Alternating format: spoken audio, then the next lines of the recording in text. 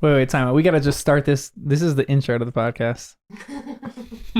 Yes, we need to talk about how many goodies we have in this episode of the podcast right now. Good job, Danny. Okay, you guys explain what you guys brought. You did the work. Okay. You brought something. And you mixed it. I've been wanting to make pumpkin pasties. We wanted to do it as a group effort. It's just hard finding time. So I made those, and I wanted to bring chocolate frogs for Jen because she loves the chocolate, but I don't have frog molds. Time out, but your pumpkin pasties have a lightning bolt through them. Oh, yes. It's incredible. Wait, I mixed Attention to detail is next level. Guys, isn't that insane? Absolute insanity. notice Like it. Kristen's trying to low-key just go over that. I would have That's eaten unbelievable. 5 of these already. You just like with a knife. It's so adorable.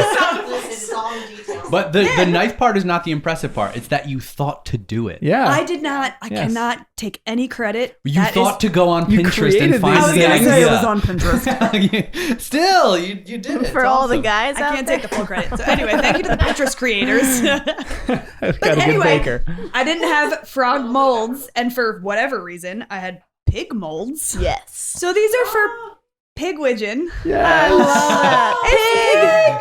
Little So pig. Chocolate It's just Pig chocolate Chocolate. pigs. I little love chocolate it. pigs. That's It was so fun. cute. I had the day off, so that's why all this stuff happened. I So love everybody it. wants chocolate. Oh, We and love it. when I was reading the part at the end or during chapter 5, Percy had some elderflower wine, so I went to get elderflower wine, but it doesn't really exist. So elderflower liqueur mixed with Pinot Grigio, we are drinking elderflower wine. It's delicious. that's why I said It's very good sweet, group very effort, delicious. What, you want some too? It's right there. I'm hoarding it. I was gonna drink it all. Elderflower liqueur, Saint Germain, and Pinot Grigio. It's yummy, yummy. It is not classy, but it works. It's tasty. Hey, it's good. And if I didn't assemble this on the road driving here, at home I could have gotten the extra stuff, like lemon, little garnish of some kind. I'm really impressed. Get fancy. Regardless. But it is pretty refreshing. It actually is better than I thought. I don't think any of us are real alcoholic snobs here either. I feel like you're the closest thing to it. And I think it's pretty good. I And think it's pretty decent. it's decent. Danny, Yeah. I was laughing when you texted you were going to bring that because I was just going to bring this all as a surprise. It was like in the But the plan the timing past worked couple out, days because I yeah. was like, I have time. You I guys wanna are the make best. these. So you texted and I was like, I'm not going to say what it is, but I have a treat too. Now, whenever I'm reading anything food or drink, I'm just like, ooh, could we do it? Yeah. Can we make it happen? Yeah, that was funny because you guys were on the group thread. You're like, I'm gonna bring something, and Jen's like, I'm just gonna bring myself. We could just get Jen. It's great. I don't have time for it. I'm sorry. But that was fun. I always try to look for food objects that we can bring or like that I can get for each chapter, for all the chapters. And these ones were a little trickier. It was the cakes. I was like, I don't know Stale if I cake? should just bring a stale cake or something like that. Oh, I beat. I feel like the cakes they were describing must have been different than what I'm picturing Yes. because I'm like, you can't just leave these in the floorboards. Yeah, that's one of my questions later on. Oh, okay, yeah. How long can these last under the floor? Well, How Danny's moldy are answer they? will probably be different than mine. But even the last book, Oh, I was you know like, what's oh my really gosh, it's a annoying good thing I though? On wasn't the bringing these audiobook, because they definitely The end Yep. of it, they give a preview of the next book, which is probably I on the know. cover of this. Or But it's a small one though, right? I don't know. It felt like it was giving away a few things, What was the but I actually never Actually, read. don't say Does it. it actually say anything? What the heck is that What were you Well, called? saying? don't I read missed the it. next The next summary book. of the book. Yeah. What 'Cause is if they're- that called on a book? Oh, I got you. Like The synopsis? literally of this book. Yeah, the book summary. The summary of the book. Yeah, that's Maybe that's what she was reading, and I was just like, Oh, I mean, it does talk about. Ooh, it does kind of. yeah. I bet you read it, Jen. No, Yeah. I got sucked into it because the audiobook just kept going. And you know Yeah. me with previews. I just get sucked in. This one's always turning off the Lord of the Rings one. We can't watch it. Spoilers. And I If want I to already know. know that I'm gonna watch something, I don't need the trailer. I don't need the It doesn't- teasers. So I'm curious to read that one in person. What's on the back of this? Because this doesn't. It gives some stuff away, but not so much that you. Can But we see, talk? I don't want Can we to know talk about a anything. listener that has how do I want to word it? What Tony was saying What was Tony saying? about Dumbledore. He's like, oh, and Harry. He's like, if Harry didn't have Ron, he would be a pure Slytherin. Ah, yes, he did say that. And then he was going on and on about Dumbledore, how he is a master manipulator. Wow. Wait, time out. My roommate is a Slytherin. He's a nice Slytherin. He's read the whole book, right? He has not read any of the books, but he loves the movies. Or maybe he read some of them.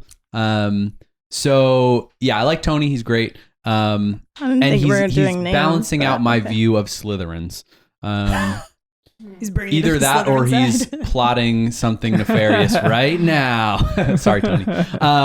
So yeah, he was saying how he thinks that if Harry didn't have Ron, he would have been a Slytherin. And I agreed only right away in the sense that Harry didn't even know being Slytherin was bad, except that Ron said being Slytherin was bad. So when Harry heard the Sorting Hat whisper in his ear and kind of say, ooh, you could make a great Slytherin. If Ron hadn't already said, ugh, anything but Slytherin, like on the train, I think he said something like that, Harry would have just like gone with the flow and might have ended up a Slytherin. Interesting. Not to mention there might actually be some character elements to him that if he didn't have Ron balancing him out playfully, he might have gone to the dark side. There's all sorts of threads on this on Quora. So yeah, that's what Tony thinks, and I guess he somewhat agrees with me that Dumbledore is a little bit much. But again, because Tony knows a little love more than I Dumbledore. do, he's watched all of the movies and absorbed things, books, theories online. I didn't want to like go too far into it. And it still is great. No matter what he says, he's not going to spoil everything because there's stuff in the books that are just not in the movies. Yep. You will not understand the culmination of the books because he's only seen the movies. You will not understand things about each character because he's not seen or he's not read all the books. And as we already saw in the third movie, I don't think Dumbledore is portrayed how Dumbledore is. And so we saw them give Dumbledore's like lines to Lupin, and they made Dumbledore much more cold. So if someone only watched the movies, their impression of Dumbledore would have already shifted significantly. It's true. Yeah, Yeah. absolutely. And then we get into this book, and it starts with the riddles. Oh man. Oh, I was like, what riddles? I love riddles. I got you. But welcome to the podcast. I'm John, Jen. Danny. And Kristen. and this is Harry Potter and the First Time Readers.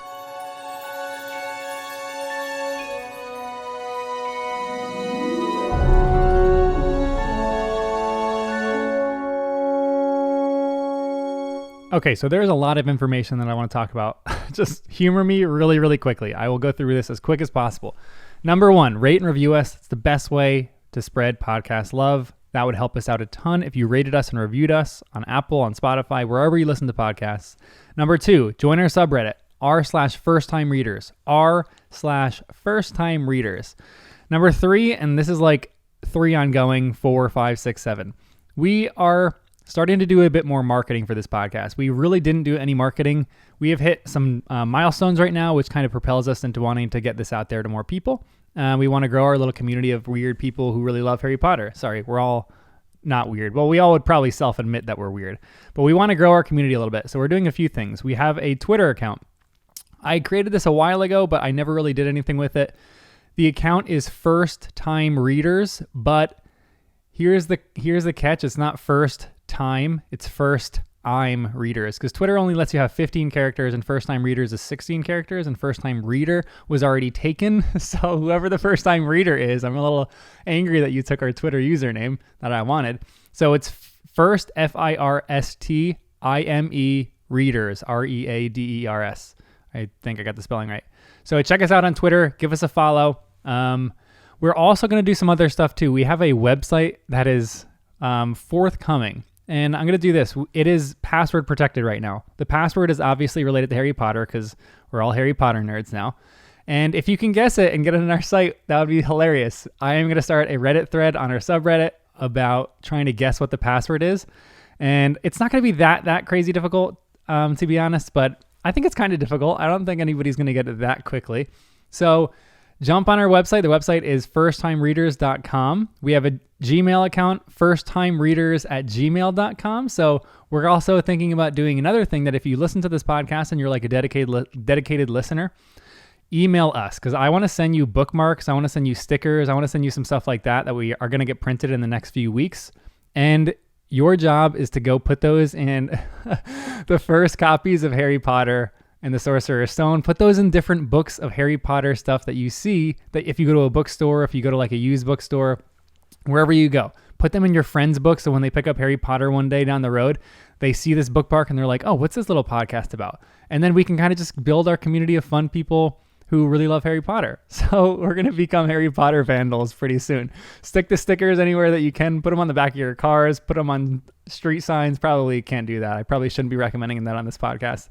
But do all that kind of stuff. Send me an email if you want any of that kind of stuff. Or just reach out to me on our subreddit, r/firsttimereaders, firsttimereaders@gmail.com. Our Twitter username @firstimreaders.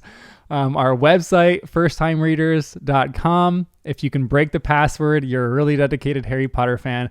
This is a lot of information right now. We are so grateful for you for listening to this podcast. It means the world to us. I am having the time of my life, and we're all trying to figure out ways that we can do this more and more. We want to create more content for you, so we even might start live streaming our actual recording sessions and posting them on a Patreon. If anybody wants to listen and join us live, they can kind of contribute even more to the podcast. Because one thing that I love about the Harry Potter community is that we are so united in loving this thing, and we want to talk about theories. So I think it would be fun to have more fan involvement. This podcast kind of from the get-go has been one that really wants to get fans involved into the actual recording and the creating of this podcast. So we might start live streaming them, and I might just have the live stream in front of me on my computer so I can kind of listen to any or read any comments that might pop up during the live stream. We might just talk about them at that moment, which would be pretty fun. Our recording times are really sporadic and random, so it wouldn't be crazy easy for everyone, especially people who are abroad. But I think it would be really fun if we did that. That was a lot of information. Again, rate and review us. That would be great. Join our subreddit, and then join all the other stuff that we have going on. Try to break our password on firsttimereaders.com. That'd be really fun. Anyway, this is the finish of the last podcast that we recorded. So we were doing chapters 2 to 5 today, and they're so much fun. These are such good chapters. I love this book so much. I can't wait till we get to the end. Most people were saying on our subreddit how this is like, we're only going to be able to do one chapter at the end per podcast because these are such dense chapters when it gets to the end. I am so stinking excited. Thank you so much for joining us, and enjoy this podcast. These are going to be chapters. This specific chapter is going to be one that we probably touch on every single chapter of this book going forward because there's so much information. Keep going here. back So to we're this chapter? every single chapter after that we finish, we're going to be like, did it answer any of these questions that we got in the first chapter? Right. An hour and a half all of these chapter things. one. That's so funny. We're gonna be Literally, we've coming been doing back to this discussion a lot. this chapter 1 for an hour and a half, which is fantastic. This is what I want. Well, let's hit chapter 2 right now because we're gonna keep coming back to all these questions and all these chapters. Yeah. Which is the scar. So the rest of these chapters are somewhat short, but what happens in this chapter? Harry pretty much dreamed the event with Lord Voldemort, Wormtail, and Frank, and he's trying to remember it, and his scar is hurting him, and then he's trying to figure out who to ask about the scar hurting him. Do I tell Dumbledore? Do I tell Sirius Black? He tells his friends, right, Ron and Hermione, about it. And No, he doesn't actually tell them. He doesn't? imagines. Because even in the next chapter, he was like, do I tell them? Nah. Yeah. Yeah. Why would I trust someone? Oh, okay. So that's Again, all I Harry's remember trust about issues chapter 2. coming up. Yeah. But you're right. The great summary. That Yeah. feels like everything. Yes. That's basically what I had. One of the opening lines of this. No, the thing that was bothering Harry was that the last time his scar had hurt him, it had been because Voldemort had been close by. But Voldemort couldn't be here now. The idea of Voldemort lurking in a corner in Privet Drive was absurd. Impossible. Why do you think Harry's scar hurts whenever things like this happen? Wait, he's 200 yards from there? Miles. Did I say yards? No, 200 miles. Yeah. Mhm. Okay. So he's not close by at all. But he's more powerful than he's been in Harry's lifetime. But So he's also like this shriveled little form. Is he But really wait, as what powerful happened as when he? he's come face to face with him? His scar hurts. Yeah. Like after, like the Chamber of With Quirrell and Secrets stuff. and the. So, Mm, well, on the back of Quirrell's head, it Harry's burns. scar burned, but Yeah. it feels like it hurts more now than it did then. Yeah. This is So- probably the worst it's hurt. I think he's But kind of expressing Voldemort that. killed someone. So could it hurt when he is killing? When Someone. Voldemort's like using his power for something. Yeah, maybe. Yeah, maybe for evil. Yeah, maybe. Seems weird. And the whole connection between Harry and Voldemort, like the fact that Harry was dreaming this whole thing, so weird. But he saw it so Yeah. detailed. Well, like, like when I first read it, accurate. I was like, wait, was any of that true? And I was like, yeah, I think it was. But I didn't really know that it was true until we got the confirmation that Bertha was gone later in the chapter. Yeah. Because like it almost felt like it could be all just in his head. Oh, you mean chapter 1? Right, It's right. all been And a dream. even like, the dream. Like the dream could be something that didn't happen yet. It's happening in the future. Could be a dream about something that was happening in the past. It could have been like anything. So I think it just like left things a little vague. How do you But- think Harry is actually? Is this a dream? Is this him being in someone's shoes? How do you think he's actually having a dream of something that's really happening? It's like a vision of some sort because this probably is Trelawney, happening. he's his divination He's a class. seer. He's really a seer. Maybe I have like Ooh. other movies in my head, like even in Star Wars, the new ones with Kylo Ren and stuff. There was like a certain connection with the Force. I'm like kind of projecting some of that, but I'm like, there is a connection between Voldemort and Harry, and that connection causes Harry pain and tells Harry what's going on sometimes. I don't know. The dream thing is a little weird, but I mean, Harry just What if learned he what was going on. awake? Would he still be seeing Yeah, that? I don't know. Maybe. I feel like no. Then would he I don't know? I don't Like think if he you're a would if he seer, was do awake. you know that you're because Trelawney had no idea. Yeah. That's true. Hmm. Like, are you Seriously. aware of it? Is that Oh, a thing? no. But Harry is aware of it. Yeah. Oh yeah. Hmm. But So he if wakes he up and he's if trying he to was remember it. It's awake, like a I'm dream. saying, Yeah. would he? Right, like I it don't know. happened. And then when he went to sleep, If he was asleep, he saw it because he was dreaming. Huh. Oh, like he just dreams these things no matter what time of day it happened, Like whenever he's going to sleep. and then he see. Oh, that's interesting. I I also feel have like an this issue with connection this is vague chapter. between them. And when Harry's alert, his mind is too busy. But when he sleeps, the cleared mind allows for the connection to be a little stronger. That makes sense. Is this why his scar is hurting too? Maybe he's seeing this vision. He has some kind of connection there, so that's why his scar is hurting. Is Doesn't it- really when is that it- I connection feel like- is being books, made. Could it be like a warning, like he's saying that he's going to be using his magic, or that he did use his magic? But then I feel like, well, no, because he's kind of been too weak to use his magic. Because I was like, maybe every time Voldemort uses his magic, it hurts. So then he would be knowing, kind of like like keeping tabs on him. Wait, say it again.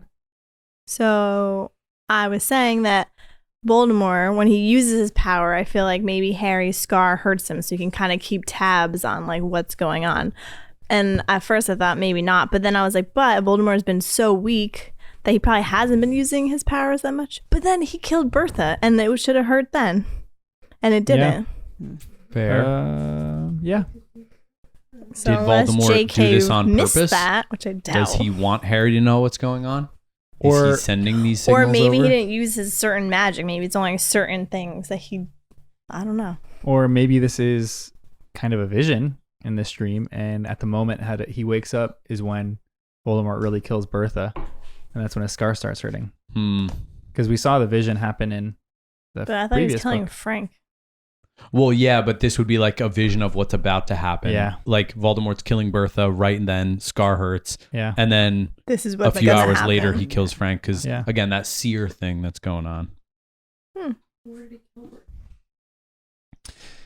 Here's another random question too. Do you think Voldemort knows where Harry lives, and would he ever attack the house? I've thought Oh, that. man. Because Voldemort is in this other house right now, and Harry doesn't really know where this is. It's 200 miles away, but I'm sure he doesn't really know what it is. It's in Little Hangleton. He could probably find it on the map if he wanted to, but Do you think Voldemort knows actually where Harry lives? Yeah. So if he Because- does, then why doesn't he attack the house? That's a great question. Let's ask him.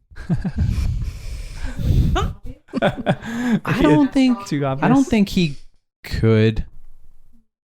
Well, we don't know why Harry is so important yet, really. But if Voldemort knows the importance, I think Dumbledore does too. I feel like the Ministry of Magic is always keeping an eye on him. Maybe Dumbledore too, because that's why with the whole Dobby incident they knew so quickly, and that's why, well, maybe not the night bus, but it just feels like everyone kind of universally understands the importance of Harry, except us. And I don't think Voldemort could attack Harry at Privet Drive. Why? I feel like there'd be protections in place, something. I don't think Dumbledore would send Harry back to Privet Drive into the Muggle world. It's too vulnerable unless there was some kind of plan or something. Maybe it's too populated. No, that didn't stop Wormtail from killing those 12 people. Maybe Voldemort's just not powerful enough. He's too weak. And he couldn't kill Harry the first time. Right now he can't, for sure. Yeah. Like, so what is Voldemort going to do different this time that he didn't do last time? when he had full power? Yeah, exactly. Yeah. Full power, and he couldn't kill a 1-year-old. So, like, what's the... He needs something more, something different, something better before he would try. And that's probably why he went to Bertha, because maybe she knows Maybe this is what the Something. task is, right? what. In the first chapter that they're talking about, that Wormtail has a task that he's supposed to perform. Maybe it's part of the larger task of what they have to do with finding Harry he's and doing probably something. Not going to complete it because Dumbledore said if he owes his life to you, it'll come in handy. So whatever he's supposed to be doing, he's probably not going to complete it. Maybe that will come back, yeah. Also, can Voldemort read minds? He wants this Muggle Frank to think he sounds like can. it. Well, He Wormtail can, was though. like, he knows everything. Or Worm- he he- always knows. He said that he knows what Wormtail is thinking. Yeah, but is Voldemort just trying to pretend he knows more than he does? He's really good at reading people, or can he actually? Because again, I'm thinking if he can, then Dumbledore can. But then... Do you think that that's like a branch of magic, that you, like reading minds, like rather than maybe being that a is seer? dark magic even, or Yeah. like too far. Because Like a dark seer? maybe, yeah, like honestly, It does feel like an invasion of privacy. yeah, Not for cool. sure. But you're good at it too. Like there are definitely some people. So who- maybe it's not like divination. It's like a dark version of divination, where it's like true divination, where you're looking into a person's mind. Definitely invasion of privacy. Like divination seems more like general. You look at events that happen in the future rather than being able to see what's going on in a person's mind, Yep. which does seem dark. Something that Hogwarts probably wouldn't teach, because that is an invasion of privacy. Hmm. The NSA can definitely do it though. NSA, if you're listening to this podcast, I'm sorry. We all know that you But can do go that. on our subreddit. Yeah, go on our subreddit. r/first time readers. There you'll find all your info on Harry Potter. So like go ahead. Voldemort, his enemy that like who I guess Harry Potter is included in this, who can actually kill him? Because it seems as though he has no one that can really kill him completely. Harry Potter got him close. And then is Dumbledore like another one? Because he's the most, at least we think from this point on, that Dumbledore is the most powerful good wizard. And he could take on Yeah. Voldemort. Yeah, It just feels I like think that's it. Voldemort had a backup plan, or he knew he could go back to like his own dead body or something, or whatever's going on with this Tom Riddle, if that was his dad or him or whatever. Voldemort had another plan in mind, and Wormtail maybe knew about it, and that's why it was able to like work out. Wormtail's like, cool, gotta find you and find this big snake thingy and get venom and do some other stuff and some At kind of first, weird I thought it potion. was a basilisk. Mm. Basilisk. Yeah, Mm. basilisk. Yeah, Fair. Still could be. We don't Might actually be. know. It's just 12 feet long, so it's small. And then I But, thought that's how long they were. Isn't it guys was were at the number least guys. 20 feet long. 20? Or did it say 50? I think I It know, was I didn't say longer. 50. I thought it said 20. 14. If I'm. I thought it was no, around no, 12. in this one it said 12 feet long, but the basilisk. Oh, the basilisk was I think like 50. I think maybe it was long. 50. Yeah, but then in Okay. the movie it was like 150. Yeah, in the movie Yeah. it was All right, a football never field. mind. Okay. Yeah. Because then when you asked how do they die, I was like, could it have been a basilisk? Yeah. I cannot say it. Basilisk. Too many weird S's. words. But I feel like even the basilisk would. Oh, because I forgot that you're talking the eye contact thing. Yeah. We never actually saw someone die that way, did we? Well, No. So we Myrtle, but she Maybe. Yeah. turned into a ghost. Hmm. But but her body was still, they took her body out, I think. Yeah. The coroners So came up maybe- with nothing. It could be that. Yeah. I mean, that would probably leave no marks or anything like that. But then why didn't Frank die right away? Why Because he didn't he die? looked, he No, didn't, he Oh, because he looked at the snake when it was passing by, and if it was a Did it basilisk, have he Maybe would he the didn't look die. into the eyes? eyes. but he did say they were I don't know. I think I'm making Maybe some the of snake's this gotta up. look you in the eyes. You can't look the snake. You can look the snake in the eyes, but the snake doesn't look at you. Then you're all right. You're safe. Yeah. Even on the question that you were asking before, Jen, which was an interesting one about if anybody else could kill Voldemort, do you think that Harry is the only one to have survived a killing curse like that? Because Harry says, as far as he knew, he was the only person living to have survived a curse like Voldemort's. Do you think that there is anyone else alive or even dead who has survived a curse like Voldemort's? I'm sure, but maybe it wasn't from him. Maybe it wasn't from Voldemort. Yeah, it probably wasn't from Voldemort. Yeah, right. It might have been But someone yeah, else. so I would say yes, because he can't be the only original. He's the OG survivor of, I don't think. I don't know. of a curse Hmm. like this. He could be the OG. Eh. But I think Nah. maybe a more important question is if you had to choose a bird to deliver mail to you, which bird are you picking? Because that cool tropical bird comes in for Sirius. Yeah, it was like giant, barely Yeah. fit through the window. I'm like, what bird is this? Someone on our subreddit said a penguin. No, he knows it would be super impractical. but That would imagine be that. awesome. I'm thinking like you get your mail, you have to go to the Black Lake. It just pops up right out of the Black Yes. Lake, gives you your letters, and then goes back in. That'd be so That is fun. so It's just awesome. like hanging out. Yeah, I feel like just big, powerful birds would be awesome. But Yeah. then again, maybe not. Yeah. Someone said a falcon. You'd like speed mail, you get it really quick. Yep. I know I forgot where I saw this video. But some guy was like, the wizarding world is the biggest animal abusers ever. They're making owls, which is nature's slowest birds, deliver their mail. So funny. That is fun. Owls are cool, but yeah, they're nature's slowest birds apparently. I feel like I like that they kind of showed that Ron's new bird was like eager to do it, Yeah. excited. I was like, okay, Like this is Alaskan cool. sled dogs, right? Right, They yeah, like like they their love job. doing it. Yeah, but our post office is slow too, so it's kind of the Yeah. same. Is very Well, true. it's interesting because Ron and Harry think that Owl Post is faster, and it probably is, I would say. Maybe more reliable. But the letter got there the same exact time that Harry went. Remember the letter got there with all the stamps on it? Mhm. It got there, Harry went upstairs so excited, and then Pig flew into his head. Right. So they got there almost the exact same time. So it's pretty much like the postal Yeah, service. But right, that's because she right. put 1,000 stamps on it. Yeah, they were probably True. confused when And they look at rushed it. it. And Pig is so small, he's still learning, maybe. Yeah, she paid $5 for just But that also, one letter. even Sirius Black was not fully, or was it Harry? One of them, they weren't fully comfortable putting certain information in the Yeah. letter because they didn't know if it would be intercepted. Yeah, Sirius doesn't Which put feels where a he little is. weird. Like Owl Post can be intercepted. It's Mm. vulnerable. It's not like some perfect system where the owls have extra magic to protect it. I have Yeah. a problem with all that though. Oh yeah, why? Because he's writing Dear Sirius. Like, why would you do that? You're right. No And code then names, no nothing. he's talking about everything. Like, Yeah. use code words or like say What like, would, hey, what would buddy. Sirius's Language. code word be? What would Harry's code name be?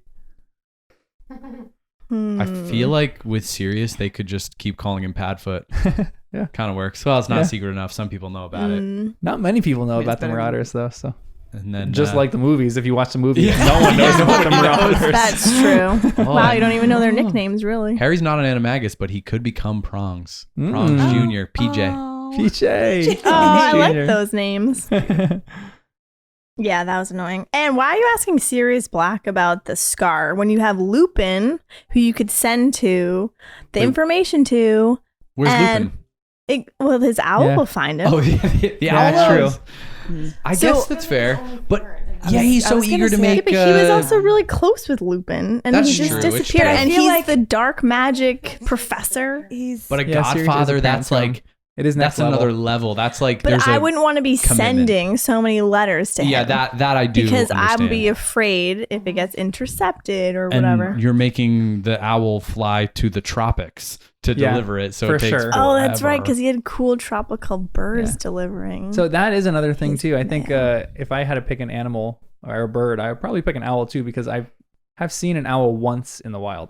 I've seen all sorts of other birds. Yeah, you're right. I've seen tropical birds. I've seen eagles. I've seen hawks, falcons. But I've seen an owl once. They're nocturnal, delivers it at night. Yep. Probably less susceptible to getting intercepted than some other birds, I would say. But I don't know. All right, chapter 3, the invitation. We'll just keep going. What is the summary of this chapter? You want me to do it? Yeah.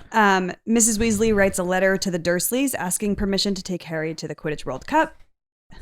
I thought I wrote Dr. Dursley. I was like, that's not right. Mr. Dursley agrees only on account that Harry would write to Sirius about it. Dr. Doolittle? That's what I thought. The school nurse had seen with Aunt Petunia's eyes, so sharp when it came to spotting fingerprints on the gleaming walls and observing comings and goings of her neighbors, simply refused to see that, far from needing extra nourishment, Dudley had reached roughly the size and weight of a young killer whale. Oh my gosh, I died laughing at that that was point. so Awesome. great. She got so much better the at way she worded- descriptors in this Yeah, book. yeah, man, agreed. yes. When I was reading this book, reading these chapters, I was like thinking of Danny's idea in my mind of how her descriptors are lacking, and I feel like she got a lot better in this. So much better. So she like enjoyable. put so much extra energy in Yeah. that first chapter too. Like really painted a picture. I was like, You way to wonder go. if this is the work of editors too. Like, Yeah. I need an unedited copy of her first book. Because maybe her editors were like, for kids' books, we just want everything down to the details. We don't really need like extra details about anything. We just Yeah. need what their hair looks like. Their hair and their eyes. Those are the only two descriptions that we're going with. One quick thing from the last chapter that I thought was weird is on page 20, it kind of talks about Harry sums up the night that he was attacked by Voldemort, and it says that Voldemort was gaining power steadily for 11 years. And now we have a timeline right now. We know a lot. 11 years feels short because it's 1994 and the attack was in 81, which means Voldemort started rising to power in 1970. And he died, or somebody died, in 1944. Tom Riddle, either his father or him, because that was 50 years ago. So then I'm like, what happened between 1944 and 1970? That is a What page is that lot of again? time. Yeah. Page 20.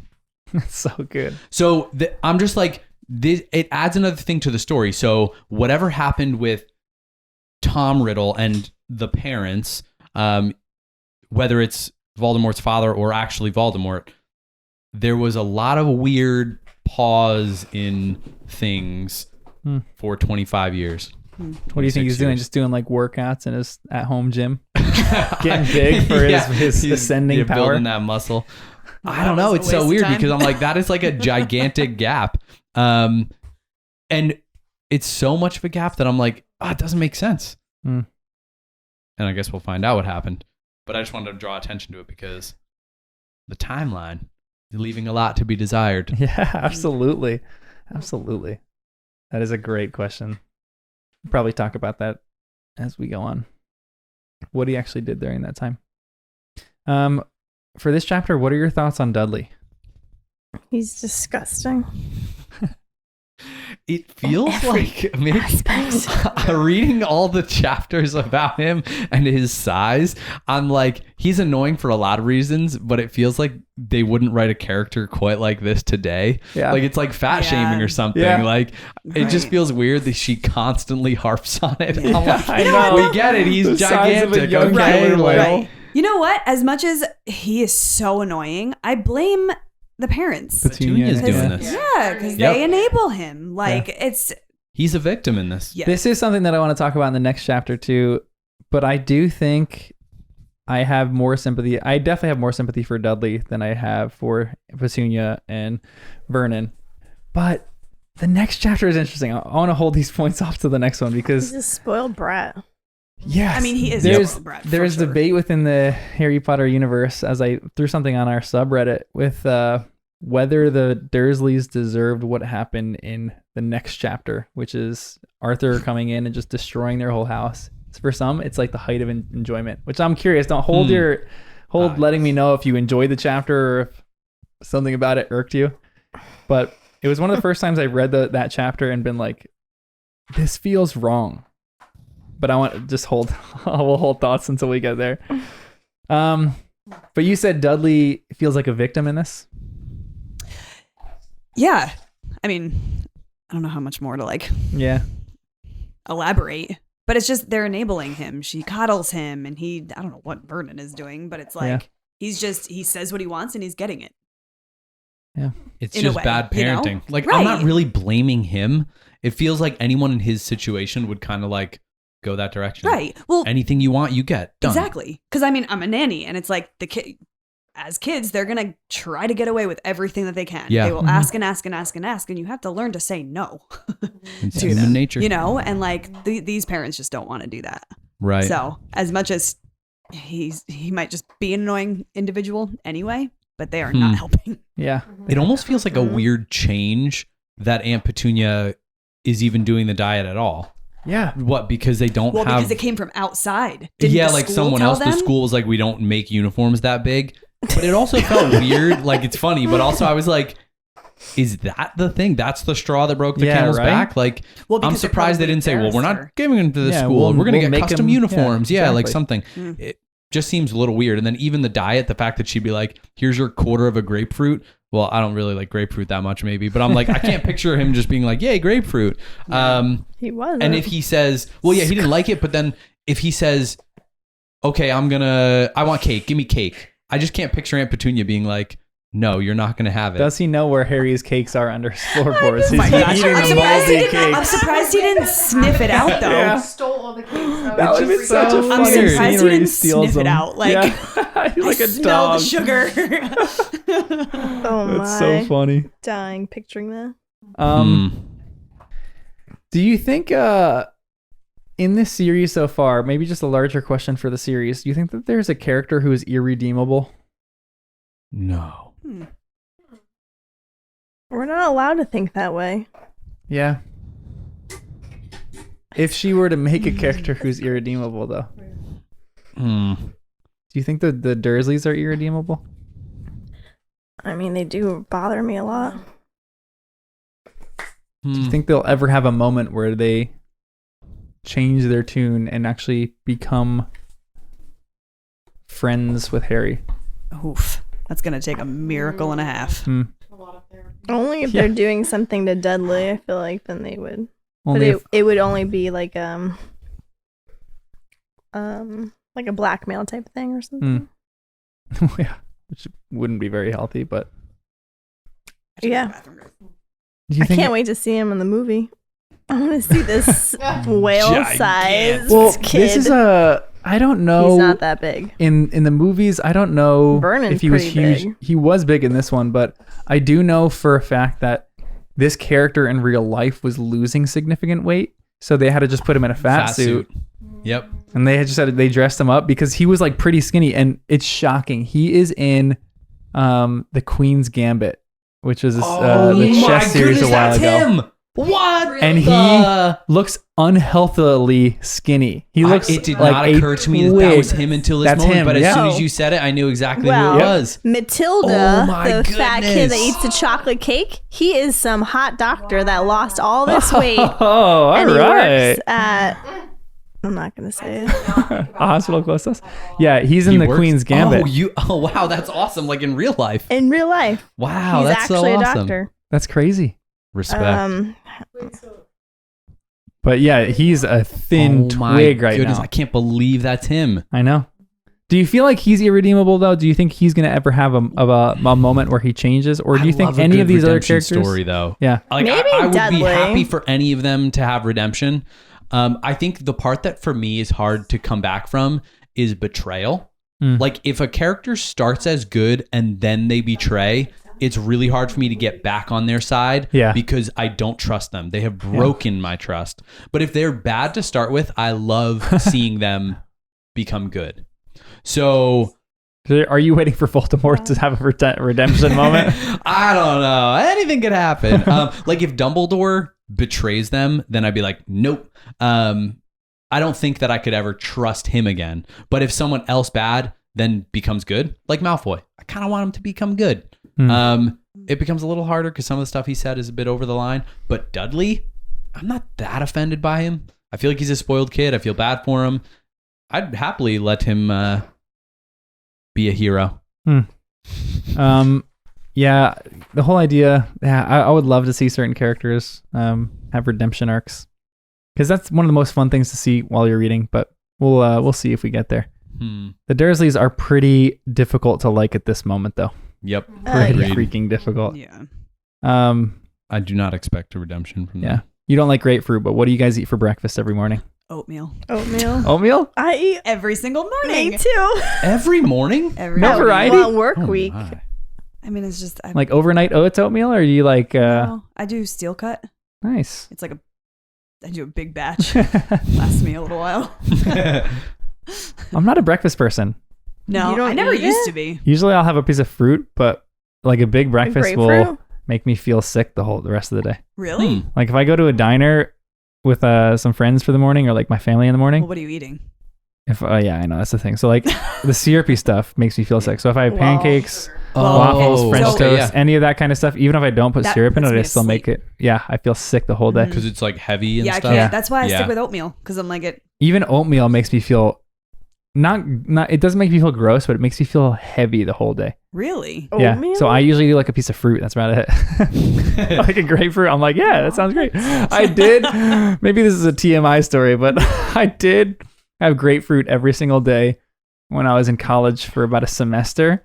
And for about a whole entire semester, I had diarrhea, and I was trying to figure out why I had diarrhea. Oh my goodness. And it was so acidic that my stomach was just churning. So TMI. Well, Sorry, on an guys. empty stomach. Yeah, that will exactly. do it. But- you need to coat it. Don't you know Yeah. that by now?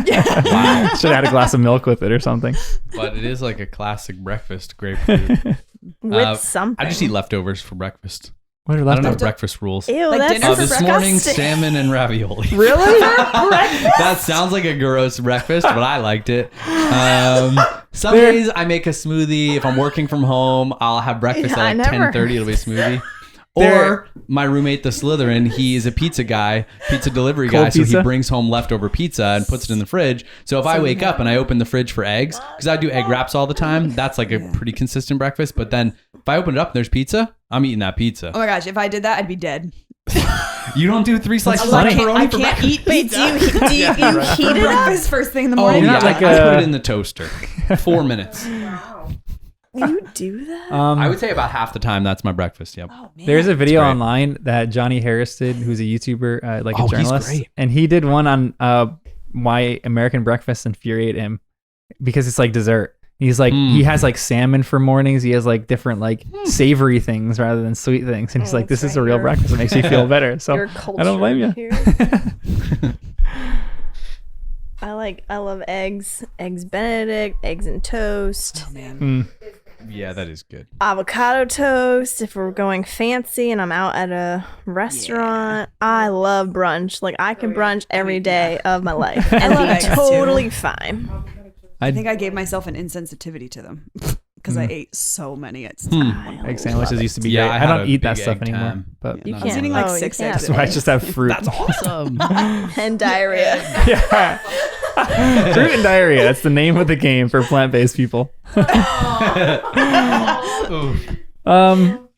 is the funny moment in this whole thing when the letter comes, and there's this. I just love the image of this, because look at this. He growled. He held up the envelope in which Mr. Weasley's letter had come, or Mrs. Weasley's letter had come, and Harry had to fight down a laugh. Every bit of the letter was covered in stamps, except for a square inch on the front, into which Mrs. Weasley had squeezed the Dursleys' address in minute writing.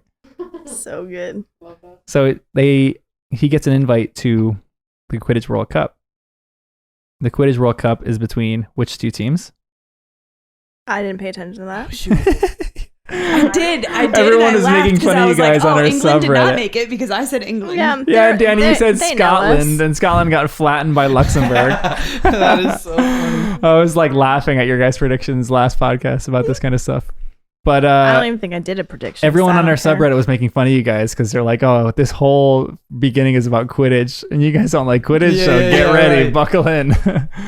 It is between Ireland and Bulgaria. Oh. Ireland and And Bulgaria. Bulgaria. Is Bulgaria close to Albania? Maybe they're going to win It because they does have sound like Lord, it's in Lord Eastern Voldemort Europe. on their team or something. Lord Voldemort's cousin is on their team. Wait, what chapter are we on? This is still chapter 3. 4?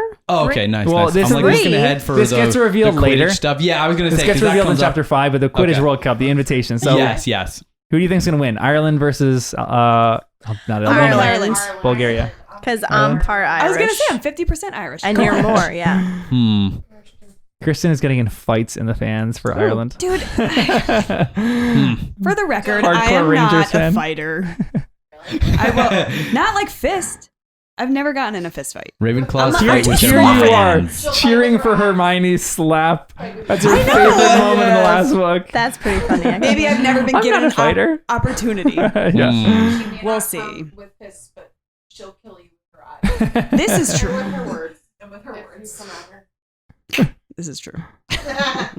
You fight in a different way. There is another interesting line in this too, that a slight spasm crossed Uncle Vernon's large purple face. The mustache bristled. Harry thought he knew what was going on between the mustache. A furious battle as two of Uncle Vernon's most fundamental instincts came into conflict. Allowing Harry to go would make Harry happy, something Uncle Vernon had struggled against for 13 years. On the other hand, allowing Harry to disappear to the Weasleys for the rest of the summer would get rid of him 2 weeks earlier than anyone could have hoped.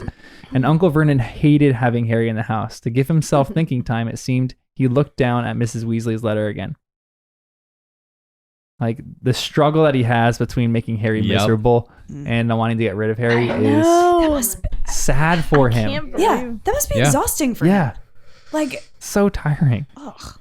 That's why this chapter was a good one, because barely anything happened, but it was still really well written. It was like the suspense. Yeah. We're talking about Vern's mustache right now. Yeah. You know, but it feels like Harry was really good at like finding that line and walking it very carefully. A little bit of manipulation sounds harsh, but And even the getting good what he writing wanted. happens in Ron's letter too. One of my favorite lines is, if they say yes, send Pig back with your answer pronto, and we'll come get you at 5 o'clock on Sunday. If they say no, send Pig back pronto, and we'll come to get you at 5 o'clock on Sunday anyway. I love that. So good. Such a good friend. I know, for real. Also, Harry eats his birthday cake. How long can he hide birthday cake under his floorboards before it starts to get moldy and gross?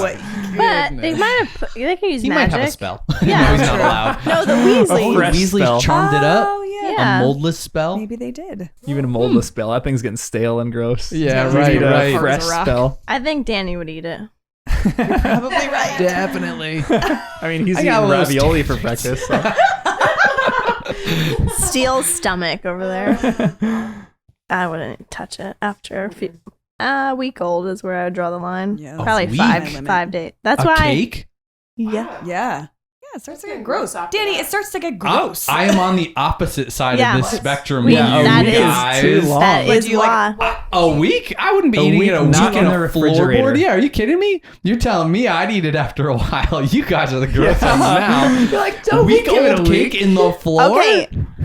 First of all, if it They're was, trying to if defend it, themselves if- now. no, No listen to way. this. If it was Yeah, a yeah. pizza, you would be fine with 2 weeks. But because it's a cake, If it was 2 you're weeks in the grossed out fridge, past yes. 2 days. But if it was a pizza in the floorboards, 6 hours.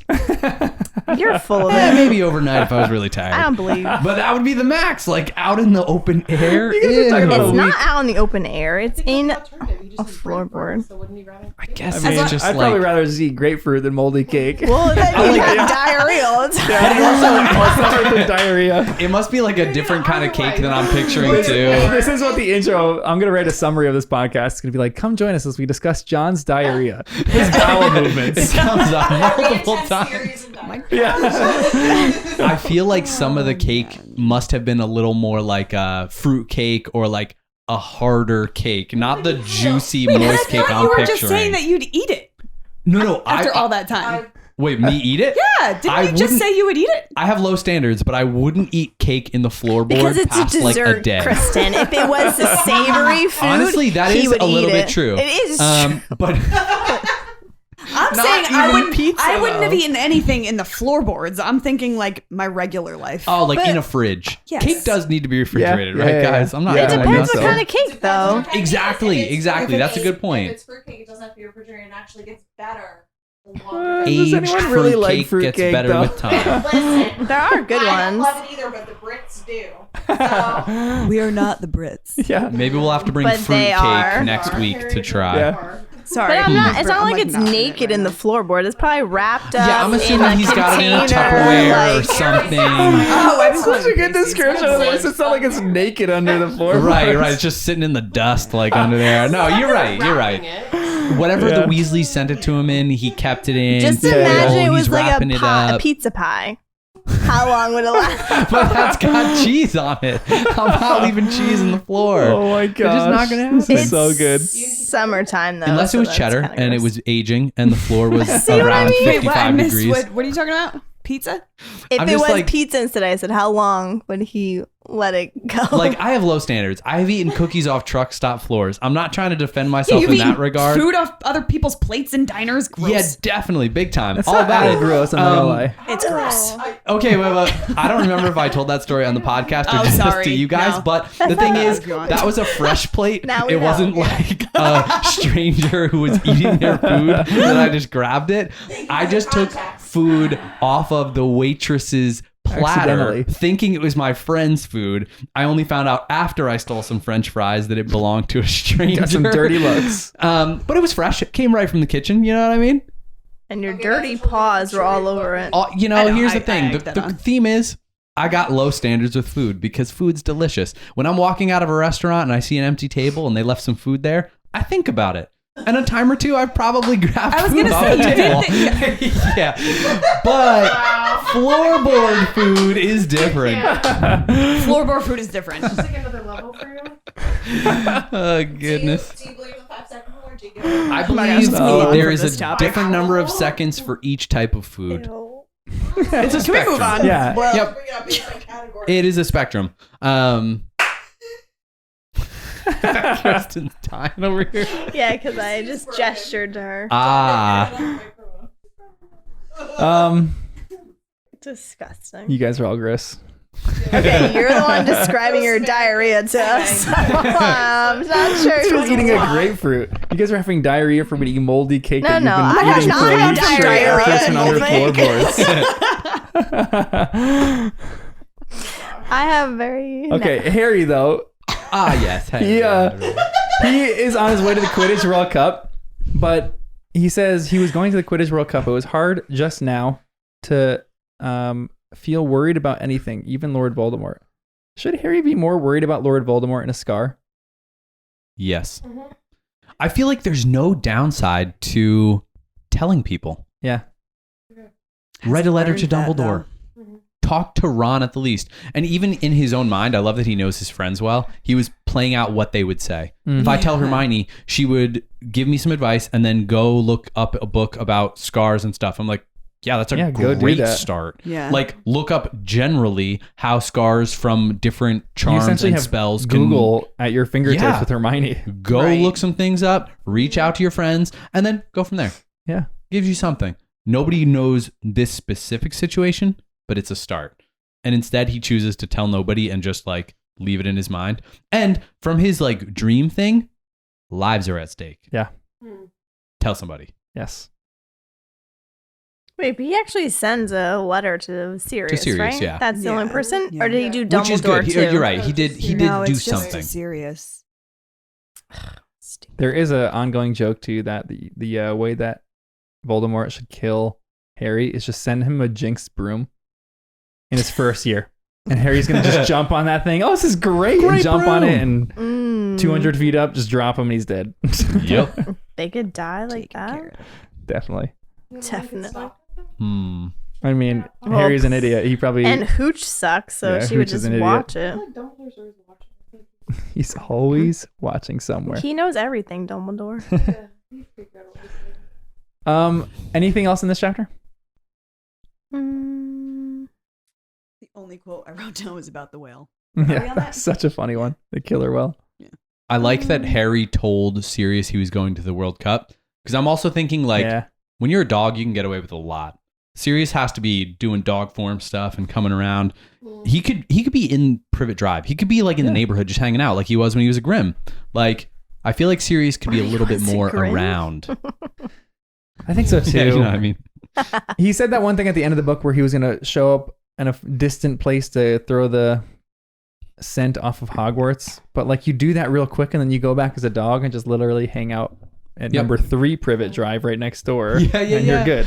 That's awesome. Wait, but then Harry told Sirius he was going to the World Cup, so Sirius could Right, Sirius knows where he's going I to was be. like, maybe he could go to the World Cup because Yeah, there's so many seriously. people. But then Voldemort said you can't go because there's so much security and everyone's Yeah, looking okay, for stuff. true. So maybe not. Because of all the that's a Is good there going to point. be Dementors there too? Like I don't know. That'd be terrifying. Dementor security? Too much. No, they can't do that, right? They're wild cards. Chapter 4 though, back to the burrow. This Oh, is the chapter that gosh. infuriated Love the me. burrow. But what happened in this chapter? No, it didn't infuriate me. Just It I just have bothered questions me. about it. Did it? Oh, it did? Yeah. Oh, now I'm curious. I feel like I liked it. What Well, happened the in this chapter, beginning though? bothered me. Time out. Oh, what happened? no, what okay, happened I forgot. in this Yeah, chapter, great point. guys? The wanna take it? Weasleys pick up Harry from the Dursleys with flu powder and cause all sorts of trouble in the process. There you Okay. go. Why did it bother you, Jen? It bothered me because why the heck is the whole family going to pick up Harry Potter when one person can pick him up and bring him back to the burrow? Yeah. Well, since we know the end of the chapter, I read your thing on Reddit, but like, I feel like the twins definitely orchestrated the whole thing. Like they wanted Yeah. a chance Yeah. to test out their Oh, yeah. tongue. Oh, They tongue yeah. wanted tang. to do that. They wanted to go. Hmm. So they probably got Arthur all excited, like, oh, let's go this way, maybe. Like, and What just, a I fun don't way know. to pick him up. 'Cause Right, that was right. a lapse in judgment. Of course. And Arthur's like a kid himself. So I feel like he probably was talked into it. Maybe they like hyped him up. I don't know Arthur with what. should not have the job that he has in the Ministry of Magic. No. I love him to death. One of my favorite people of all time in these books. But he is literally over like the Muggles' ideas in the Ministry of Magic. He should not have that job. He doesn't know anything about Muggle stuff. Yeah, doesn't Someone know who grew up as a thing. Muggle should be in this position. Right. I'm saying do a normal thing. Go take a car. Yeah, you don't have the Ford Angelina anymore. Go rent a car somewhere. Yep. Go ask the Ministry of Magic That's for a what car. Harry thought, Go, though, right? Right, exactly. right. Harry's Yeah. the logical one here. He freaking attaches his house to the Flu Network, which is illegal. You can't attach a pulled Muggle. But he strings has to a it. friend. But I loved hearing that too because then I'm like, oh, okay, the Flu Network is making more sense. Yeah. I was thinking every fireplace is connected, and I'm like, why would you even want a fireplace? It's a security hazard at this point. But that makes sense. They're in control of this network a little more, whatever. But even if you're a wizard, it's still an invasion of privacy. You're cooking, and all of a sudden someone drops in on your fireplace. You're Yep. like, I didn't want you to come. And as Can you Harry knock, was please? flying through the flu powder thing, he like could see lights passing and Yeah. stuff. I'm like, what? He's getting peeks in at every house as Yeah. he whizzes by. Just felt weird. It feels ridiculous. Although maybe in Arthur's defense, he's very used to doing some of this memory loss charm stuff with Muggles. So maybe he's like, it doesn't really matter what we do. Destroy the fireplace, dust everywhere. We'll fix it when we leave. Yeah. And then boop, be gone. But it's so annoying because he's in charge of the misuse of Muggle artifacts office. And this is a misuse. And this is the misuse of every aspect of this Yep. is a misuse of Muggle artifacts. Every centimeter of this chapter. And I know people talk about this chapter and they're like, oh, the Dursleys deserve it. People have very little sympathy for them. Even on the Reddit, the comment that I posted about this, because I was like, I just threw out a feeler. I said, does this bother anybody else, this chapter? It was one of the first times I've read it where I've actually been bothered by how they dealt with this. Because usually it's been a comedic relief. It's like, oh, funny, this is great. I was really bothered by it this time. And some people were like, commenting, oh, yeah, like we should feel bad for people who are abusing other people. And I get that, for sure. But evil doesn't justify evil. Maybe this isn't evil. How is he Yeah, abusing? right. No, but same what are you concept. saying is abusing here? The Dursleys are abusing Harry, so people are like, oh, they get what they're getting what they deserve. Okay. Yeah. But even just for Harry's own well-being in the future, Yeah. the Weasleys should want to be know. friends Right, with the Dursleys. Like, win them over. Like, do something. Go above and beyond. Like, I wanted Mr. Weasley to show up in a suit and be polite and like almost lean into the suburban life a little Yes. and get Vern to like him. Be quick, be nice, leave a cake, go. Now Dudley likes them and they took Harry away and whatever it might be, like just something. And they destroyed it. They made it like And it's funny a because mess. Arthur, now that I'm thinking, Arthur actually got mad at the twins for doing that because he was like, we're supposed to be, Yes. I don't know what the word Yeah. is, like commingling with them, Yeah. like be nice to them. And Yeah. they did kind of counteract that. One of my someone commented on Alpha Wolfgang, one of my favorite Reddit users right now. We talk all the time, and he said Your bestie. he justifies this in a small way because Arthur, at the base of all of his actions, is friendliness, and I hadn't really thought about it that way, and I think that's a really good point to make too because Arthur's motives are good. He is going Yes. in under the guise of friendliness. He's doing everything that we think. He's trying to uphold wizard and muggle relationships. He's trying to be kind in everything that he does. He's trying to be really hospitable and kind to them and do everything that he should do. He knows in his head he's gonna sweep this up. It's gonna be great. He knows exactly what he's doing, but he's just doing it in the wrong way because he's just acting idiotic here. His motives are great. His methods are terrible. Right. Yeah. Good way to say it. But it just annoys me. They're late too. Which I just know, annoys and me that's such even a more. simple thing. Like, dude, That How got can it under be? my skin. late on the Flu Network too. They're Ugh. family, like they're just Yeah. like I feel like it just fits who they are, even though it's annoying. Yeah, I kind of think that's true. It's endearing for the Weasleys they're being using the late flu because they just powder. always How are. could you be I know. late? How are you Yeah. late using the Flu Network though? That's what I didn't get. I just think It feels like if not everyone was ready, Mr. Weasley could have just left by himself. Yes. You know?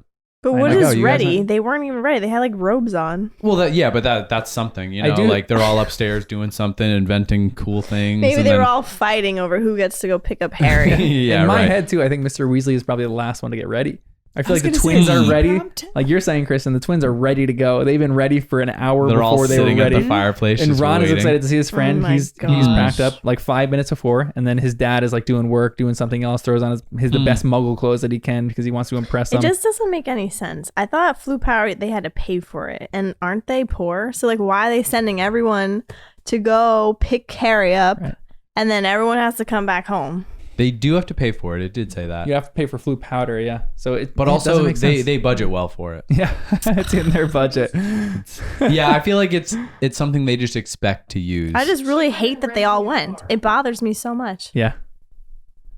And I know the Dursleys are terrible. From where we are at this point, the Dursleys are almost worse than Voldemort, to be honest. Like everyone hates them. Very little sympathy. We have maybe a little sympathy for Dudley, and we've even talked about this in the past. There must be something in Petunia's past that's made her like this, and that's maybe rubbed off on Vernon a little bit.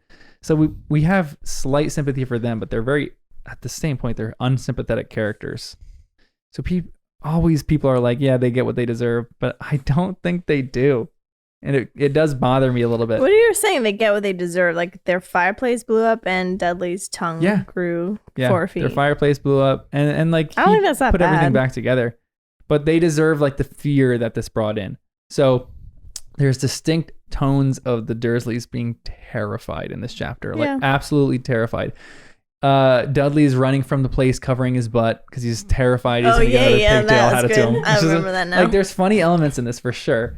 But even the way Vernon acts, Vernon is literally protecting his family. There's a line here that says, I think they were behind Vernon, and he was like, he had his hands ready to protect them or something like that. Well, he is large, so that's good. They just Large need enough put to block Dudley. Petunia, but not Dudley. Not the killer that's whale. True. He can block it. I'm honestly just picturing him like scrambling on the floor for that one little Oh my candy. gosh, I was yeah. dying. And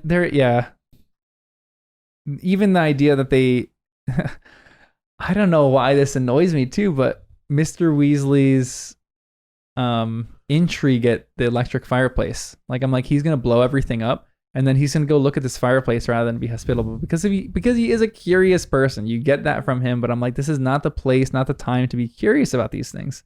Yep. This is a place to be completely hospitable. Mm-hmm. And they're just doing a terrible job. It's like, Yeah. this is a great place to start mending this relationship, to making the Dursleys understand that magicians, that wizards and witches are okay people. They do things like normal people. And you're not going to get that with the Weasleys because Yep. that's why we love them, because they're so thoroughly magical that they don't do things normally. And they're Right. so enmeshed and immersed in wizardry that Do they even know how they're to such act? oddballs. Yeah. Do Right. they even know Like, how to act? I don't even Right. think So this is part of why we love them so much. But being a muggle myself, I'm like, if someone came into my fireplace like that, blew apart my house, I'd be furious probably. Absolutely. Like, I'm They're not gonna taking fix this. it. Yeah, I know they could fix it quick, but I'm not thinking of that in the Like moment. Right. And the quick, Dursleys swift don't know that. wrist. It's just shock, you know?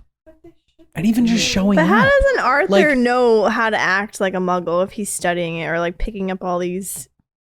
I think he's probably just a good manager of people, and he hires the real muggle experts to work under him. That would make sense. But he's in the executive committee. He meets with Fudge and all the fancy people. He So he's also- like up there.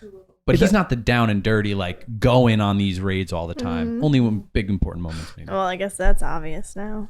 It's also, just to talk about the money point again, he has to be making a decent salary at this, it being the person in charge of this department. But He he's has to be sending making a good salary. all of his So he kids has all his kids for sure. going to Hogwarts, a Yeah. private school. I don't know. They need to send them to the public magic school.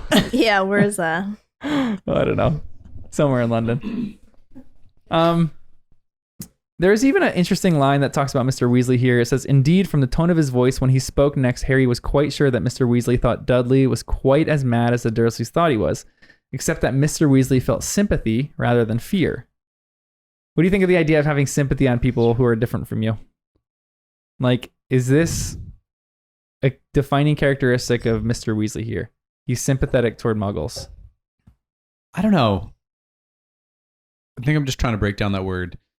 The instinct to me when I hear it is that there's a slight arrogance to it. I've called a lot of people arrogant in the last few podcasts, but it just like having sympathy for someone. It's like almost coming from a position of looking down on them maybe a little bit, which feels a little weird. Yeah. But in another sense, maybe it's a good thing. It's not like, Yeah. not in a bad way that he has sympathy, but he just understands. He tries to view things from their perspective. He cares. It's an interest, a hobby. I don't know. I feel like it is more friendliness than sympathy, to be honest. But but let's end our frustration in that chapter. Let's just leave it behind us because we are on to the fun stuff now. They're at the Burrow. Chapter 5, Weasley Wizard Wheezes. Give me a summary of this chapter. Jen, you want to do a summary? Not this chapter. I wrote a short thing. I said we get a taste of true Weasley life, and I love the chaoticness of it all. Yep. If I could live anywhere, it would be the Burrow. Oh my I gosh. love so that. The great. descriptions of these places. Oh, I love This is such a Bill's good one. description. Yeah. He's just cool. there's no other way to put it. And then Harry goes on to describe like a version of cool that isn't necessarily cool anymore, but was in 94, I guess. So it's just funny that I'm like, went to a rock concert. He's got like his little earring. I with was a just like, fang. oh my goodness. Like that is not cool anymore at all. So yeah, just funny. But I still thought it was great. He is goth. And Ginny loves it. Yeah. She's Also- into that sort of Mom, thing. stop being It's weird that old Bill is school wearing, or whatever, old fashioned.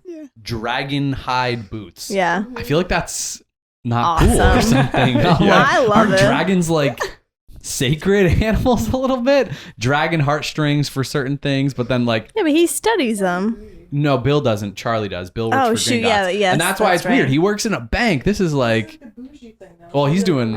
This is the Gucci of the Harry Potter world. This is designer. Yeah. Maybe he gets it from his other brother though. Give me the Charlie hooks him hide up with from the good boots. dragon. Yeah. Oh my Honestly, gosh. could be true. So Charlie's job is really skinning dragons for dragon boots. He doesn't I really mean, they're work with killing dragons. them for one, so let's use the scales for Yeah. something. You got to use every part of the animal. Also, I just think this scene is going to be really funny in the movie with, to go back to the last chapter, with Dudley having a 4-foot long tongue. Yeah. They might not even do it that way. They might do it some new way, but I just thought that was funny. Because in this chapter, we find out that the twins are making all sorts of really cool things. They're like inventors. So much fun that they're inventors. So fun. What do you think they are creating? So we get some of the stuff that they're creating. What do you think? Someone on Subreddit actually wanted to know this too. What do you think are the creative things that they could create? And if like you were making something, what would you make? Ooh, I feel like this is your expertise, Danny. Well, the thing is, they're like going to the next level, like pranks that are literally like out of this world. So it's hard to even think of it in those terms.